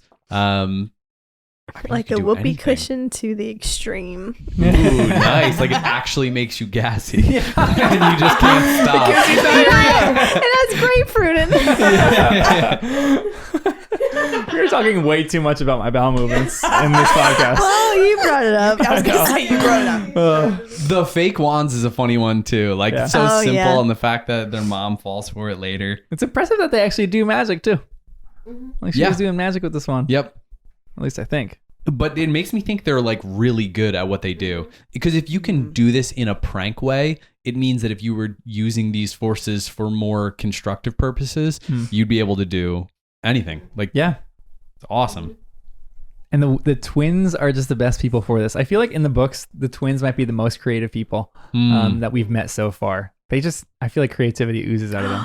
I have a fun one. Like they play Quidditch, right? So like souvenirs for Quidditch matches that are like have a prank in them or something like that. Oh, that's so good. I feel like they're in the stands and then all of a sudden different things are like firecrackers going. I don't know. Or like on the opposite team that they you know, like like are rooting those for or something. those lottery tickets that you get for people that are fake lottery tickets, like the day after. God. You could do that, but like you could do something with brooms. You could give someone a birthday gift. It's a new firebolt, and you, as soon as you get on, it like breaks apart in half, It and you're farts. like, "Oh yeah, it farts." Oh my goodness! Again, we Jen can't with stop. the gas jokes tonight. Yeah, that'd be. I'm into that. I like that idea. It just lets out a big fart. That would be so that'd be so fun though. Anticlimactic. You get on and all of a sudden it just like has a moment of gas and it just like floats down. Yeah. Or it goes really fast and the whole time it's fine. You can't get off. There's so many things you could do with this. Oh Well, yeah. you said the whoopee cushion before, and I thought of Marge. Oh my gosh. Yes. Yeah. Or like some kind into a of whoopee cushion. like lemon drop that makes you expand massively for like an hour. You can bounce around the room. You can play Yep. with your friends and be Oh fun. my gosh. Like you know those things that they play. So People many. play soccer in those little bubbles. Oh yeah. And you could just do yes. that real life. You could eat one of these things That'd and be everyone can awesome. run around and not hurt each other, like Oh my bounce off gosh. walls. Things That'd that be change your great. voice or make it so you can't talk in real words, like the animal things they ate in the movie. Gibberish. It'd be Yeah. like things like that. Yeah, yeah. like just makes you like talk like a robot or like anything else. Or things like practical, like in class. You can eat something and maybe this is too much, but it gives you absolute clarity of mind. So you take a test and you can have like Adderall. perfect remembrance. Yeah. He's like that exists. True. That's where they're getting their influence. They're just Yeah. sneaking Adderall into some It toffee. all starts as jokes and then they just go into pharma. Yeah. They're big Magical pharma. Oh my gosh. That's so good. That's great. So fun. But yeah, I mean, you could go on forever with large limbs, Yeah. big nose, big old ears, or you could be actually mean with it and make someone blind or have like bigger issues. Yeah, seriously. I guess they have to do testing on something. We're scabbers. Yeah. The rat. I know. Well, it was weird that they didn't test this before. I'm like, one of them must have eaten this, right? Yeah. I Just feel practice. like Maybe they just didn't test it on somebody else or on a muggle. I don't know. I think they wanted to test it on Dudley. Yeah, like, that's we so know what this cool. does. Yeah. We're confident in our work. Let's just go give it to this kid. So that's actually an interesting question that I want to talk about too. So there's a line in this at the beginning of this chapter where Mr. Weasley is freaking out at them. He goes, "It isn't funny," Mr. Weasley shouted. "That sort of behavior seriously undermines wizard-muggle relations. I spent half my life campaigning against the mistreatment of muggles and my own sons." What do you guys think is the wizard perception of muggles? I think the Weasley family are kind of the prototypical wizards. They are people who we have like a baseline reading of wizards. What is their perception of muggles? Because even what you were saying before, Danny, with the idea of sympathy, it seems like the Weasleys, in a weird way, do look down on muggles. They think that they're not quite as... I don't know it's what the almost word like is. they view them as the toddlers. Yeah, of right? human- Okay, yeah. That's a good way to But put it. they're kind. Yeah. They Right. care about them for Right. sure. Yep. They might even be protective of them. Yes. Yeah. But it does feel like they're thinking we're better. And they are better. Hmm. You know, like they are more powerful than Yeah. muggles. Yeah. Period. Right. And I guess that's true in a sense of like if you are greater than someone, the way to do good is to be kind and to be hospitable and to treat them with sympathy. Like it's like a knowing way that you're better than that person, I guess, but you're compassionate toward that person. Right. You treat them like yourself. And I feel like that is what the Weasleys are doing here. So they're great. We love the Weasleys. Oh. But do we love Percy? I kind of do. Really? I don't like him, but just like he's just doing what he's got to do. He's doing a boring job nobody else wants to do, and he's working hard at it. He's doing it excellently. Yes, but he's You so know? braggy.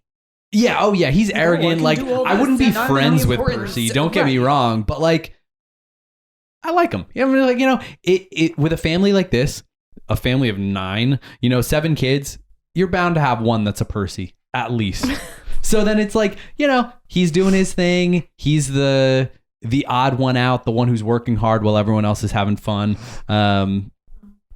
He cares about his job. He's a nerd. Whatever. Yeah, I I think love I how don't mind him. his brothers react to him. The older Yeah, ones. exactly. And so having the big They kinda brothers keep him in around to line. balance that, I thought it was great. Oh, that's it. One of my favorite lines in this whole chapter is one of the last lines where Percy goes, "I shudder to think what the state of my in tray would be if I was away at work or away from work for 5 days. Yeah, someone might slip dragon dung in again, eh, Percy?" said Fred. "That was a sample of fertilizer from Norway," said Percy, going very red in the face. "It was nothing personal." "It was," Fred whispered to Harry as they got up from the table. "We sent it." I love it. So good. Such a good line. I love those two so much. I feel like he's a good character to have though, because he'll get like insider scoop in like the Ministry of Magic, especially in that boring role. Seriously. I feel like he knows, like, yeah. And he does his job well. He is definitely the serious one of the family. Like Fred or Charlie and Bill are out there working with dragons, working at Gringotts, breaking curses, doing really fun, exciting stuff. And Percy has a desk job, and he's just ambitious and just wants to crank this out and do the best work that he can. Like, yeah, it's respectable that he's doing this kind of stuff. He's annoying, but I mean, leakages for cauldrons have been increasing at a rate of almost 3% a year. So there's got to be something we can do about this. Oh my gosh. I love how Bill was saying that he has to, as long as he can find treasures or bring in treasures. And I'm like, where do you go to get treasures? That's and why he's what so kind cool. of treasures are you like? What He's is Indiana a treasure? Jones. Yeah. Well, where is he Oh. working? Here's a quiz for you guys. Where is he working? Where is Egypt. he working? Yeah, he's working in Egypt because that's where the Oh, that's Weasleys where they went went for to go vacation. So this visit? is like ancient treasures Yeah. from I can imagine ancient Ooh. Egypt magic. He's in one of the pyramids every day, just trying to break Egyptian magicians' treasures, which is fun too because it expands the whole wizarding world so much. Yes. Like different regions do magic differently. Like the Egyptians, I feel like did magic differently from how people in Great Britain did magic. And so he's trying to foray into like an older world of breaking. He's like he is the Indiana Jones of the wizarding world. I think that's the best description of it. He's so doing much it. fun. He's cool. He's finding treasure. Would you rather do this or work with dragons? I'd probably rather do the build job. Yeah, I can see you with an earring and long hair. Dragon And boots. dragon boots. The man Yep. bun. It'd be a man bun right now. It would On be a, back in on a ponytail. motorcycle. Yep. A flying motorcycle. Oh yeah, like Hagrid's. Well, Sirius Blacks. Blacks. Pretty awesome. There's another note in this too. Just a few more questions because it's getting late. There's another note in this too where Harry ends up thanking Hermione for sending the cakes, which means Harry is treating his friends in the way that he wouldn't want to be treated because he had a issue with his friends not sending him letters. And they sent him cakes for his birthday. They are sending him dozens of cakes for his birthday and food for his birthday. And he sends no thank you note. Is Harry a good friend? No. He doesn't know about thank you cards. What do you mean he doesn't know about thank you cards? That's just human decency. Yeah, it is. How would you not? Is it a feel- thing for that? Like, I don't know. I would just feel. Do you like- send thank you cards? Yeah. Sometimes. That's a great point, actually. I sound like Ron here. If he knows he's gonna see them already, maybe. Yeah, no one's ever given him anything, so I guess he's kind of off the hook on this one. But I just thought that was a... But I funny still point. don't think he's the greatest friend. Yeah. Out of the trio, is he the worst? you just friend like out of calling them of all really bad pet owners, friends. They're Well, terrible pet But they're owners. kids. They're They're teenagers. sending- Right, I Teenagers know. are bad at everything. Right. They're just That's what I was learning how to coming be at. humans. They're Not kids. about everything. Errol needs 5 days to recover from the journey of delivering cakes. No. He should not be I sent out. They need to know. retire this Yeah, Errol I know. Right. immediately. I'm Yeah. sorry, but the Weasleys are animal abusers. Yeah, so where is their budget for that, huh? Yeah, you're right. They don't have the budget for that. But they don't How much care. does Yeah, an owl? they're They didn't even replace squeezing the Scabbers. last little bit of life out of this thing. And do the parents know about Scabbers? Why aren't the Weasleys questioning? Where's Scabbers? Oh yeah. Ron must have That's come a up with a story. That's great- really interesting. Question. Oh my gosh, Jen. Like he literally was in their house for 13 years, 12 years, and no one has ever questioned where did Scabbers go? Wow. I can't wait to share this on Reddit and have fan theories go crazy. I've never heard this theory before. Hmm. Jen, thank you. Brilliant. I like it. This is what, oh, you guys, this is so much fun. This is like, I mean, it's 9:30 right now. We have work tomorrow, so we got to wrap this up Jen's quick. falling I can out of her literally chair. go for another We can 4 or keep 5 going. hours of just talking I know, about I these feel like I chapters, just dropped guys. a bomb and now Talking she wants to go off. Scabbers. Okay, we're gonna hold on to that. I'll throw that on Reddit and see what happens. Maybe Yeah, you we'll gotta revisit tell me how this. that goes. Well, you probably can't tell me, but Here's the last question. We'll end with this one before we kind of do like a quick summary of all the chapters and favorite characters, all that kind of stuff. So we have probably like 10 more questions. Oh my gosh. We were joking around about how like we would never record for 4 hours. We're And it is. We recorded for 3 hours right now. It is the 3 hour mark, I thought yeah, like two and a there. half, 2.5, 3. cool. I love the end of this. They are having a meal together, and it is just a meal where they all love each other. Do you remember a specific time in your life? Don't give me like a generic answer. Where you just had a meal with people you love and you just were content to just sit and be with the people that you loved. I'll start first, just so you guys can like think of this. But I mean, there's always the generic answers. I love the Christmas, Thanksgiving's meals where you're just hanging out with your family, all that kind of stuff. So you can say that if you want, but give me something specific, like a specific year. But I do remember when I was in Dallas, I lived in Dallas for a few years, and I had some friends down there, and we would go to this place that was a burger place, but they had like it was a not massively popular burger place right outside the city. And they had rooftop dining, and no one would really ever go to the rooftop dining. So we'd be there and we would spend 3-4 hours just relaxing, hanging out and talking and eating burgers up there. And it was like, we would do it as soon as everyone got back, and it would be late summer nights. It'd be beautiful. They had like a little fire place up there. And I just remember spending it with like some of my best friends over there, just hanging out, eating a meal. I remember a few specific nights. We were just sprawled out on like the little chairs and cushions they had up there, just chowing down on their burgers. They were great burgers, and just enjoying the sunset on the city of Dallas. It was such a great memory. I love eating meals with people and just enjoying it. Mm. Yeah, there's something about sitting around a fire. Yeah. So my parents got a fire pit last year, and to go through generic answer, Thanksgiving, but it was specifically last year. My brothers were up from Tennessee and Florida, and we were all just, I mean, we were kind of like snacking around the fire, but all my nieces and nephews were there, and it was like really one of the best holidays we've had in a while. It was, I don't know, it was just something about It's so good. Warms the heart. Literally. Yeah, I feel like I do think of like Thanksgiving and stuff, but one outside of holidays that comes up, when traveling, I feel like it brings out a different type of meal dynamic because you're like hungry and you're doing all these busy things. So I was in Germany with a couple friends who had come out to visit because my one friend was getting married to someone in Germany.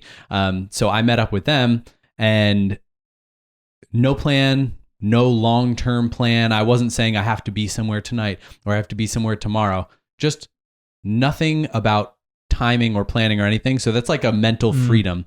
So we just wake up in the morning and we started planning a meal. It wasn't lunch. It wasn't dinner. It was just a meal. So we go to the store, get all the ingredients. We come back. We all cook together, set up a table in the garden, picking the fresh vegetables, making a little salad. And then we just sat there and ate. I don't know what time it was. I don't know what time we finished, but it was just sitting outside, enjoying time with friends and eating without a care in the world. Sounds fantastic. It was great. I love even just the idea of spreading like a table out in a garden right outside of your house and just enjoying a meal. I'm even thinking of like About Time, the movie that we talk about all the time in this podcast too. We just make brief mentions of it where they're just like every meal for dinner, they just go out and eat it outside. I love that. You got one, Jen? It's probably always with like family. We do like sibling dinners sometimes at my brother's house. I feel like those are fun ones. But nothing's, I mean, it's always a great time. So it's like not one time sticks out. I even liked when I worked in the city. Can I say that? There are cities all over the world. I was Jen. going to say a certain park by myself at lunch. It was so nice. I know it's the point was to be with community and friends, but like it was so great just going outside, eating for an hour with a great view. Just people watching too. I love that sometimes. And that was hysterical. Yeah. Yeah. And there was a really cool garden that I would go to. Oh, It was really nice. it's wonderful. I just like being outside. Content. Such a good flock of memories right there. All right, what do you guys think of these 5 chapters? How hooked are you into these 5 so far? What's your favorite moment in these 5 chapters? We'll go there. Well, chapter 1 we talked for like an hour and a half on, so I'm probably Could have been longer. So good. While you guys were while we were recording this, I threw something in our subreddit. I said we're in the middle of recording right now. We're an hour and a half on chapter 1 and we haven't even gotten through it. And someone just posted Alpha Wolfgang, my guy or my girl. I don't know if this is a guy or a girl. Reveal yourself. Because selfishly, I hope this turns into a long one that you break up and release multiple times, multiple episodes next week. Nice. So There you go. give the fans what they want. Going that way. We'll probably do chapter 1 and then chapters 2, 3, 4, 5. Wow. And it's still good if someone's reading along with us for if it's for the first time even, they're still reading the same amount of chapters. Exactly. Yeah. That's so great. So good. Okay, favorite moment in these chapters? I really love trying to figure out the Voldemort Wormtail situation. Like, Yeah. what's going to happen next? So many questions. Who Yeah. is the loyal servant? I like murder mysteries. Yeah. My favorite part was the first chapter. It was just so fun to read because answers were coming. Yeah. It was like intense, great writing. Yeah. And it's just like that feeling of opening the book, this whole stack of pages to get through. Isn't it like you guys understand what I'm talking about when we only finished 5 chapters, but I'm not sure. Do you guys wish that these 5 chapters were longer? I said that like I couldn't tell if the chapters were shorter or if I was just reading faster, but like it felt like they were so short. Maybe they are just short chapters, but I'm like, I want them all to be longer because each time I get to the end, I'm like, oh no, I can only read to 5. I just finished 4. Yeah. Oh, but there's so much more I want to get to. And there's so much good stuff in this. You just want it to keep on going on and on and on. Oh, absolutely. Yeah. all right. Wait, Kristen, what was your Jen, favorite part? You already said yours. I mean, I loved the first chapter, but I'm going to go with the dinner between the Weasleys. I just love their dynamic. It was just fun. And because it felt like some peaceful chapters, even though there were like moments of drama, of course, there, but like leading up to this, it was like the craziness of Voldemort from chapter 1, and then 2, 3, 4, and 5. It just felt like just nice, just a nice lead up. Then we're in the Burrow, just hanging out, World Cup. There's a contentment there that I'm like, oh man, he's living his best life right now. So yeah, I think it was great start to the book. I also like that chapter. I guess it was chapter 5, where they have all these name drops, and I'm like, oh, I wonder who they're gonna be, and like, does that play into Bertha's story and all that stuff? Like that was kind of fun to connect the two. Stuff. For sure. Yeah, there's a lot going on here, and I like getting to meet Bill and Charlie. Yeah, you've been talking about that literally since like book 1 when who is it, Bill or Charlie's coming back to get him on the gun. You're like, this has to be a main character. Right, because he came up way too many times. He comes up in book 4. And now here he is. Finally, we've met him. So cool. I think the dinner might be one of my favorite parts too. I do love that moment. I love certain lines in this too. Like I always just love good lines in this book. But one of the last lines in this where the twins are like, it was personal. We sent it. I love how each of these chapters ends, and like classic. There's just such phenomenal writing and lines. I feel like this is really where her writing is shining out too, where she's just putting so many. She's just like having fun now, and it keeps you so engaged in her writing. But it's just such phenomenal writing. And then, who are your favorite character, or who do you think wins the best character of the House Cup in these 5 chapters? I don't feel like there was a lot going on with characters. I always choose other people. I'll just say Harry. He is the main character, but he was driving the story. He did a lot. I don't think. Yeah. I'm going to go Frank. Oh, respect. You got to go the Frank. First Muggle to win a House Cup. Yep. Okay, so there's this line in the first book. Remember when Harry is in the Forbidden Forest doing his little task with Hagrid and all that kind of stuff? He meets Firenze, the centaur. And this is what Firenze says. Always the innocent are the first victims. So it has been for ages past, so it is now. In the first book. And they were specifically talking more about the unicorn, how it's innocent. But this has such, I feel like, a clear reference to this moment here too, where it's not someone who is guilty of anything. Frank is doing his job. He is an innocent life here. He's an innocent person, and he's the one that ends up dying first. And it's just sad. Well, Bertha too, but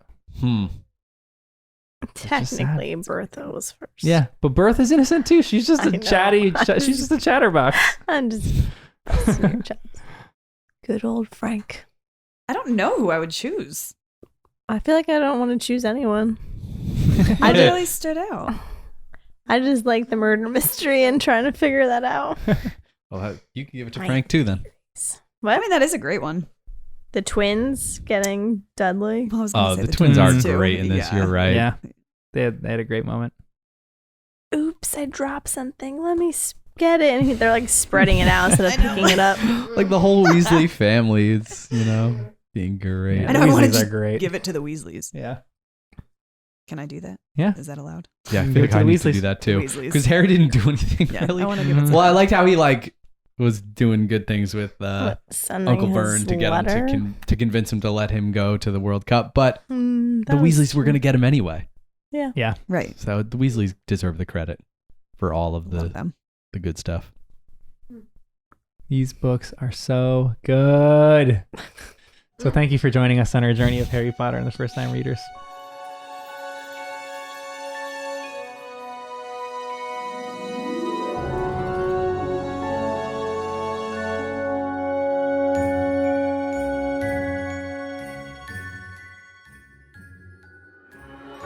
I did notice one other thing in chapter 2 where Dudley throws his PlayStation out the window. This is July. PlayStation didn't come out until December. Oh my god! So, I guess Mr. Dursley has Sony as a client or something. He's got some connections. He pulled some strings to get this PlayStation for him. He makes drills for the PlayStations. Yes, for boring out the holes for the screws for the PlayStation to assemble them. So he pulled all these strings, and Dudley was ungrateful. He threw it out the window. Wow. He might have been the first person to break a PlayStation since it wasn't available to the general public Such a yet. brat. First to have and break. Yep. How Because long this is did it take you to 1994. research that? Well, literally, as soon as it said PlayStation, I was like, PlayStation shouldn't be out yet. Because I was thinking PlayStation didn't come out until later. Like, Yeah. Because it was in But my it really lifetime. did come out in 1994? In December 3rd, yeah. Because whenever I Google things from the book, I can't Google things that would ever lead back to the book. But I could Google when did PlayStation come out, you know? So even that, like even something like finding the wine, like elderflower wine, I was like, will that bring up anything? No, I don't think so. So I'm usually cautious, but that was a quick thing to Google. So as soon as I read that, I was like, I don't think so. When did PlayStation come out? December 3rd, 1994. And I was like, the right year, but ahead of schedule. So yeah, Dudley Dursley may have broken the first PlayStation. I love these theories that you guys have because it makes me do deep dives.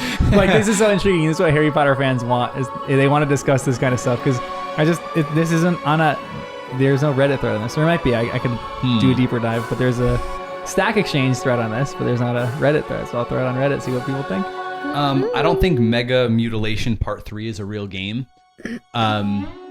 Could you search that, John? Yeah. Because I think that was for this, and that was one of those things where I can search PlayStation. But since it wasn't out yet, I don't think it's real because if she did research... Well, no offense, JK. It feels almost like a flaw that we're filling in the gaps for her. So I didn't want to search that because I'm sure that would only come up with Harry Potter websites. Yeah. I'll do some deep dives onto that. Nice. This is part 3. Sorry to wait till the end. But again, thanks for joining us on our journey of Harry Potter and the First Time Readers. Woo! I'm probably going to throw that thing at the end, actually. I was going to say, you could leave that after. That was a really fun one. Guys, nicely done. I need to know this Scabbers thing. So